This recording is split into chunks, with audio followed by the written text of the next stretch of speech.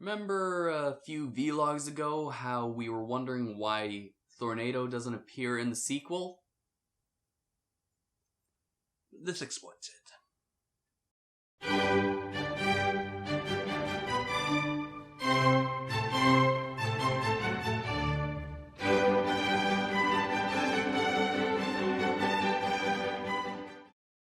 Wow. Honestly, I honestly called this. Back a while back in that vlog. Seriously, what was it? Finding the dragon you want to ride? Episode 7, How to Pick Your Dragon, all the way back in Season 1. Yes. If I recall, I made a couple things. I was like, is this either going to turn out like to be the Pokemon episode with Butterfree? Mm-hmm. Or we went off on some tangents about other theories. And, well, yeah. This is the Butterfree one, I guess. Yeah. And, I mean, it's not shot for shot, but it's not exactly any less heartbreaking. Alright. Yeah, the episode Bing Bam Boom is actually definitely one of the more emotional stories in the series, and I don't really think there hasn't really been any stories like those. Not very few far in between. It's mostly like the other one be the race to Fire Dragon Island. Yeah. And let's see, I have to search memories, but that's the one that comes out the top of the head. Yeah. Yeah, there was hardly any like that in the first season. Actually, the one that kind of did come close was the very first episode in Season 1 when they're about to lock up their dragons. Yeah. But... Well, speaking of locking up dragons, but that's getting ahead of ourselves. But, so, the way we start off with this episode is Hiccup is testing a new invention. I honestly thought it was the precursor to that horn that we saw that was used for dragon racing in the sequel. No, it's that tin ear thing, that old timey hearing aid that. Yeah. Except it's big. Very big, and it's used to hear great distances. Like fish like singing. Well, you couldn't have it completely emotional. You had to put some comedy in it. You had to put some comedy into it, and Stoic, it just feels like Stoic's having fun using it out because he's moving it around, like eavesdropping on Gobber.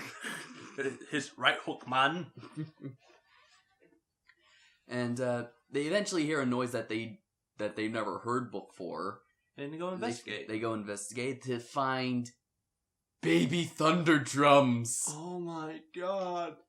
If the baby thunderdrums are this cute, I can't imagine what Toothless would be like a baby. I imagine that all the time. I don't think, and nothing can come close. It'd be like cuteness overload. I know. He's already cute when he's an adult. I know. So yeah, and they come in a variety of colors. We got a green one, like a magenta one, and a blue one.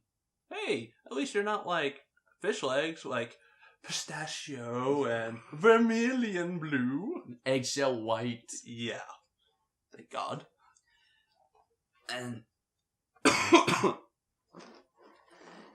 and so yeah, as in kind of one of the rare moments of just unchiefy things or un-Viking like things, when Stoic is asked, I gotta say that was, and Stoic says, cute, cuddly.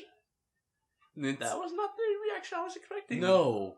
It shows that even a chieftain has a soft side. Yeah. But they find the baby thunderdrums on a sea stack, and they just leave them there, really, because Stoic says that because they're thunderdrums, they are the toughest dragons in existence. And Toothless did not take kind to that. But Stoic is not intimidated by a night fury. That's harsher in hindsight. Oh. Yeah. Moving on. I made myself sad. Yeah. Moving on. So they leave them, and then they are followed. They're followed by the three thunderdrums, and they just cause havoc because, well, they're babies. Yeah. You know, they're gonna do what they want to do, as Hiccup said in episode 1 of season 1. Mm-hmm. Yeah, he did say that about dragons, but it's the same principle. Yeah. Right, but they're eventually calmed down by Tornado's roar. Yeah. In fact, he's the only one that can calm them down. Yeah, he is. And Stoic says that he just wants them out, but Hiccup and the other riders, they are able to convince them that having a fleet of thunderdrums would actually be pretty cool, and, you know... Hiccup usually be right. Yeah, and Hiccup, you know, does the same thing that he did in the very first episode. I have a detailed plan on how to do this. And it turns out... No, I don't. No. Let me guess, you're gonna make this up on your way. Yeah, that is his usual thing. He doesn't have a plan, he makes up as he goes. And when he does have a plan, the twins usually botch it up. Yes. So, hey. However, their efforts of taming the thunderdrums goes in a variety of different directions. Goes from entertaining to hilarity to oh my god. Yeah. They named the thunderdrums, well, the twins do. They named them Bing, Bam, Lloyd. and Lloyd. Comically missing the point. Yes. And officially, I don't know. Should it be, I don't know, Zoom? Boom. Oh, boom. Boom. Nah, that doesn't... Okay. It just doesn't sound right, though. How about Darren? Once again, the twins are on top of their comedy game. I know. That's just what makes them so entertaining. But, so... Chieftain comes in to check up on progress, and the moment the Thunderdrum enters, they are... Attention! They're smiling and wagging their tails. And it's kind of nice because we kind of see, it shows actual concern in a Thunderdrum, really. And the best part about this episode is you can almost sort of see the dragon speak. And it's not, they don't use words, they use expressions of the face. Mm-hmm. And also, or even some kind of guttural noises. Well, it's some kind of guttural noises, but it's mostly the facial expressions. Mm-hmm. You know, you can tell the baby with thunderdrums are, give me the puppy dog look. And you can tell when they're scared, or when the big one, the tornado, is, it's concerned. Mm-hmm. Yeah. And this is one of those few episodes that actually do something with facial expressions with dragons. Like, not like what made the first one so great. Yes. And most other dragons don't get to use that, really. Like, yeah, they can cock their heads and... Well, Toothless can use that. Well, it's mostly Toothless, but any other dragon? Scaldy. Remember Scaldy? Ah, Scaldy. I wish you would come back. Mm-hmm. But, yeah, so... Anyways, at the moment Tornado leaves... Mm-hmm. They start running amok again and eventually escape the academy, mostly because of Tough Nut. Close the gate, Tough Nut! No, he said, Tough Nut gate, okay? Oh my god. You need to be more specific. and so the chief, he's gotta lay down the law. Gotta lay down the law. Get the Thunderdrums out.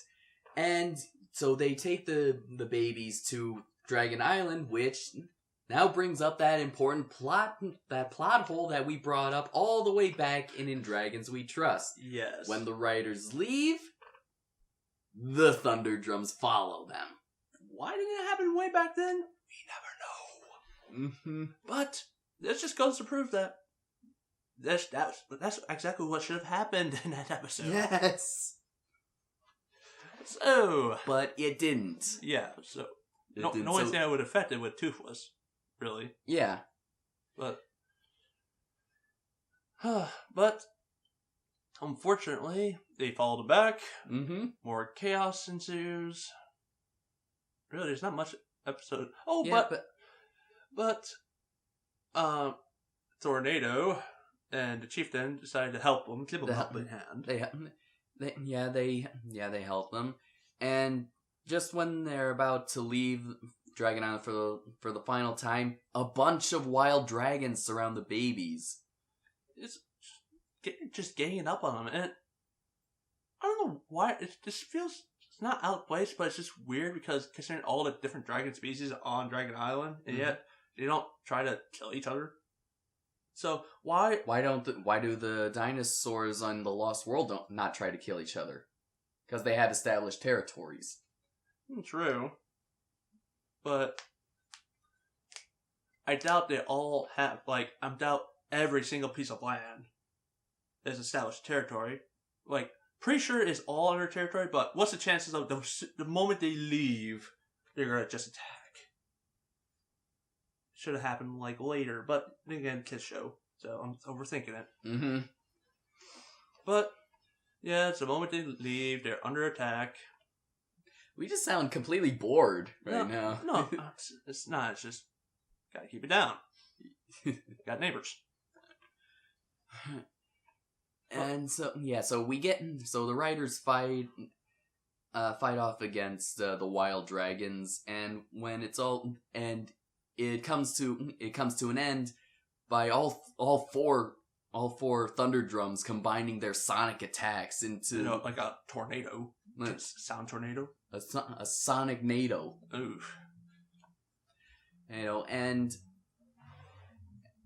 And after that experience, they realize that they can't leave them alone on the island. They can't take them back with us. And Stoic really makes the most difficult decision of his life, and that is he's going to have to let the tornado go. Mm-hmm.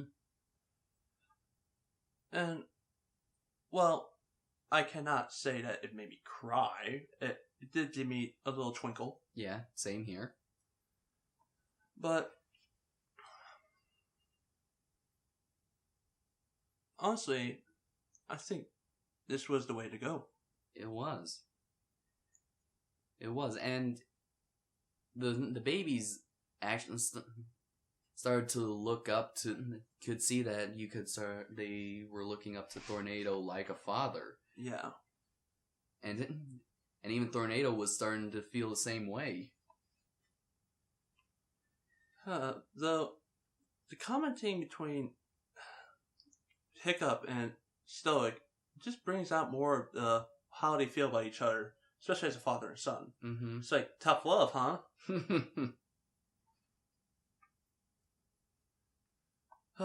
But so pros and cons. Well, I don't know if there really are a bunch of cons. Really, there's not much cons, though.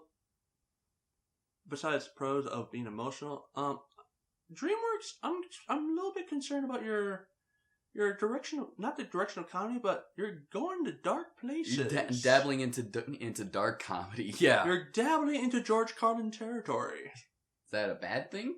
No, you but make it sound like it's a bad thing. No, it's not a bad thing. It's just when people see us, it might traumatize some. Especially when the twins were like, we had a pet yak.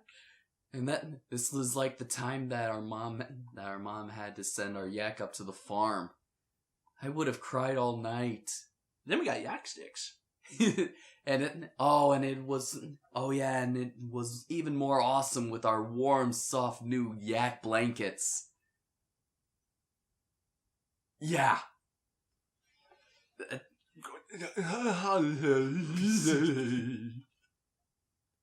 I mean, for sure, I'm sure it's gonna go over kids. I don't know. I don't know if it would.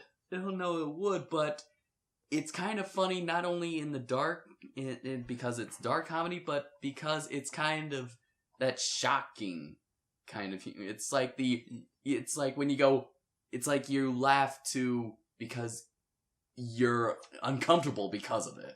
Yeah. And while it's not the only thing the twins excel at this, really, is I should not be expecting anything different, but sometimes they keep proving me wrong. Yeah, I know. You think I'd be used to the antics by now? No. Alright, the pros is we finally get to see baby thunderdrums, which are cute beyond belief. Cute. And we get an emotional story with Stoic, and even Tornado. Mm-hmm. And we do get great comedy. We do get some great fun. We get some great dragon fights. And you know, throughout a lot of the season, the lighting has always been consistent. Yeah, and so is the brightness too. And it's really got nothing left to say about this. This was a rather emotional story, really. Though I do have to ask, were you expecting the same outcome back in episode 7? I was. I was expecting Tornado to kind of be like the leader of a pack, like one of our theories were. And in a way, he sort of is. We're kind of right. He's fathering 3 kids. Yeah. I would call that a pack. Still, so I guess the one con I have, well, it's not much a con, it's much of a nitpick, is to what was that Thunderdrum that he was with back when he was introduced? What happened to it? That's a good question. In fact, where's the mother of those 3? Where's the father? Yeah. They just left them there? I don't know. Were they taken by the Berserkers? Wouldn't put it past them. Killed by the outcasts? Yeah, don't remind me of the Knight in the Fury with dagger and his trophies.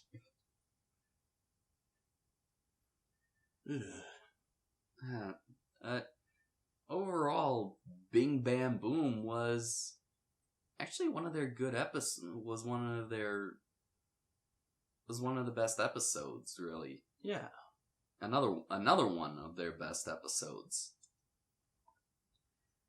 I don't know. I think this would definitely make a top 10 list. I would have to wait until see the rest of the 2 episodes to judge it. But there's going to be a lot of tough choices about what's going to make the top 10. Mm-hmm. And that's not even counting season 3. Yeah. Alright, well, that's all I got. Nothing else? Nothing else. I got nothing else too, so that is a wrap for now. We will see you next time. We'll miss you, Tornado. Mm-hmm.